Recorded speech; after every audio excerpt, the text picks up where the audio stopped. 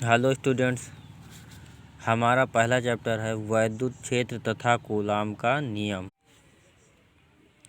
अब इसमें हम सबसे पहले पढ़ेंगे वैद्युत आवेश के बारे में। वैद्युत आवेश किसे कहते हैं, देखिए मैं आपको लिखकर डिफिनेशन समझाता हूँ। जैसे बच्चों मैंने लिखा है, किसी पदार्थ का वह गुण जिसके कारण इलेक्ट्रॉन ग्रहण करने या इलेक्ट्रॉन त्यागने के कारण एक विशेष प्रकार का गुण आ जाता है।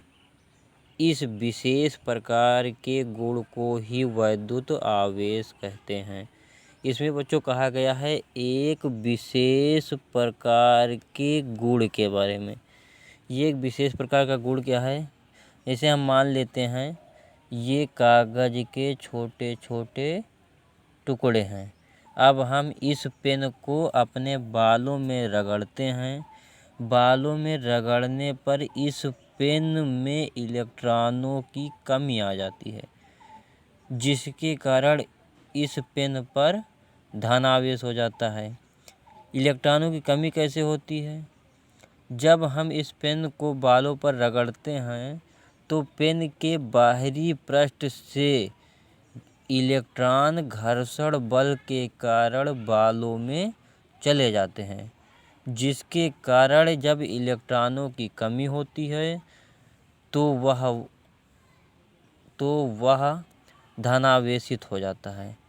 बच्चों आप लोग जानते हैं कि जिस वस्तु में इलेक्ट्रॉनों की कमी होती है वो वस्तु धनावेशित होती है, तथा जिस वस्तु में इलेक्ट्रॉनों की अधिकता होती है वो वस्तु ऋणावेशित होती है। इसी कारण जब हम पेन को बालों में रगड़ते हैं तो पेन के बाहरी पृष्ठ से इलेक्ट्रॉन बालों में चले जाते हैं, जिसके कारण पेन पर धन आवेश आ जाता है, या कह सकते हो कि इलेक्ट्रॉनों की कमी हो जाती है। अब इस पेन को हम इस कागज़ के छोटे छोटे टुकड़ों के पास से जब हम गुजारते हैं तो ये कागज़ के टुकड़े पेन की ओर आकर्षित होने लगते हैं। आकर्षित क्यों होते हैं, क्योंकि इस पेन पर इलेक्ट्रॉनों की कमी है और इस कमी को पूरा करने के लिए ये कागज़ के इन छोटे छोटे टुकड़ों को अपनी ओर आकर्षित करता है। इसी को हम वैद्युत आवेश भी कह सकते हैं। तो इसके आधार पर हमारी दूसरी डिफिनीशन हो जाएगी बच्चों, अथवा